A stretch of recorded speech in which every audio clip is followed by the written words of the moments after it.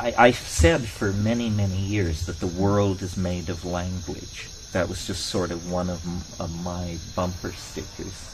But I think that there's that carries some of the flavor of what I want to say there, but that there's more to it than that. It's that everything is code. Everything is code in the sense that hackers mean when they say they write code. When Sasha stands up and waves his arms and draws what he calls the dirty pictures, he initiates you into a code, a vocabulary with very defined rules and quick to learn. And then they're like tinker toys. Once you know the rules of the connectivity, then you can sit down like a child and begin to stick these things together and say, well, what would this be like? And what would this be like? And does God allow this? Or does this break the rules? And so forth. The DNA is like that. Human language is like that. Human body language is like that. Machines communicate like this. In fact, this is a bridge which connects us. This is the great overarching bridge which will connect us to the machines, that they, like us, are commanded by language. And so this realization that everything is code, and code moving on many levels, is, I think, a further... It's more primary than the perception, for example, that things are made of space, time, matter, and energy. That's one level below code. The code codes for space, time, matter, and energy. It's much more like we're in a simulacrum, some kind of machine environment. And in fact, I like that idea because I've always sensed, and psychedelics have always intensified this intuition in me, that the universe is a puzzle. Life is a problem to be solved. It's a conundrum. It's not what it appears to be.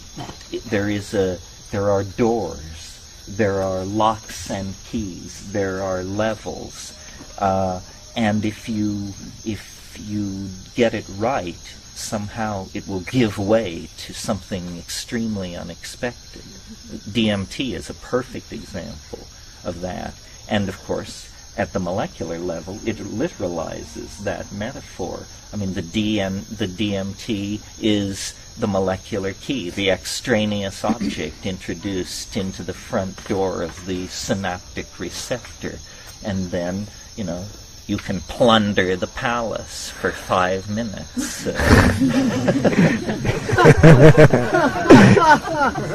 Well, if the world is code, then it can be hacked. In other words, it needn't stand still in quite the same way that it stands still in your mind if you believe in something called the laws of physics.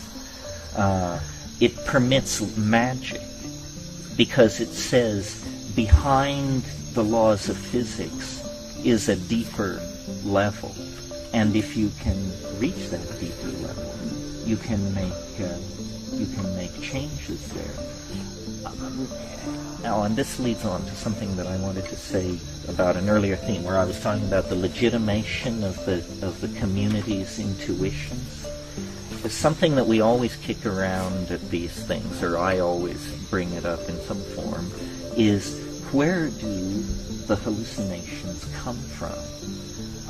We arrived late last night after a 24-hour trip from Hawaii that was just hell, or as much hell as modern airlines can legally inflict upon us.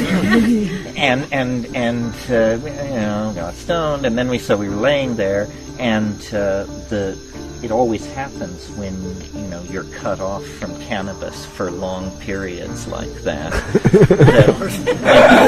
We turn to it; it's 10 times as strong, and the hallucinations were exquisite.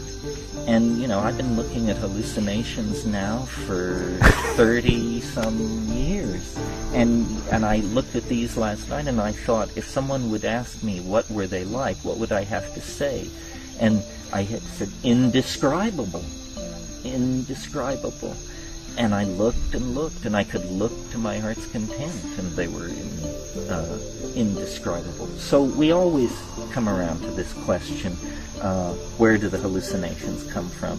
And I suppose the unconscious reductionists among us, and I don't mean that they're unconscious, I mean that they unconsciously use reductionism, probably assume that it's some kind of like iteration thing, that bits and pieces of everything you've ever seen are rolling in some kind of neurological kaleidoscope that can run forever and just produce this endless download of drifting imagery. But there's a problem with that, because this stuff is too coherent, it means too much, it's too emotionally charged. Well, we have never really rallied as a group to try and locate in our combined opinions the one or several sources of these images. And I think that, and I talked a bit about this last year, but I think this is legitimate perception of thoughts, places, things, times, and objects that either have existed somewhere in the universe, or do exist, or have existed in the minds of beings somewhere, sometime in the universe. In other words, that we have to begin to take seriously the consequences of generalizations like quantum connectivity. In other words, it's one thing to bask in the light of the overarching metaphor, which says everything is connected to everything else. It's quite another thing to say, and so then what are the consequences for me of this?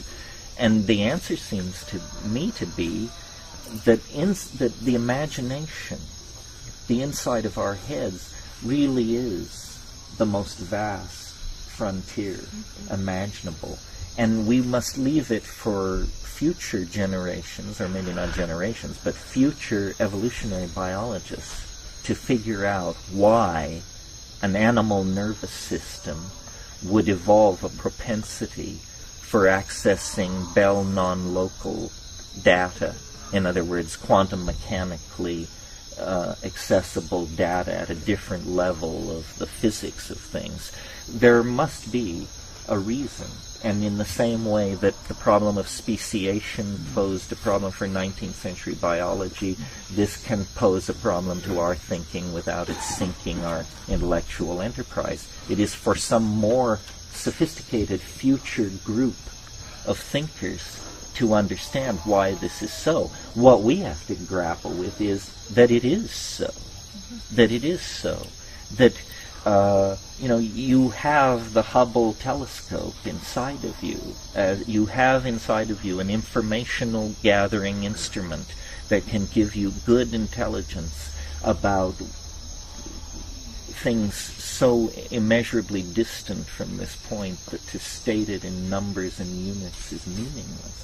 It's just elsewhere, the elsewhere of the absolute infinity of the plenum of imagination in which apparently beings rise and fall like plankton in the sea. And of course the psychedelics are the naturally evolved nanomachinery of the Gaian matrix that knits together this cosmic ecology, this system of living relationships. I'm not impatient with the idea of extraterrestrial life or intelligence, just its pop regurgitation. But I think probably planets like the Earth are alive and conscious, and they use the technologies that the species native to them evolve to cast images out into the larger universe, that the dialogue among cosmic minds is a dialogue among entire planetary ecosystems. It can't be trivialized into some take me to your leader scenario. Still less can it validate the unscheduled visit of pro bono proctologists from nearby star systems. You have to get a grip.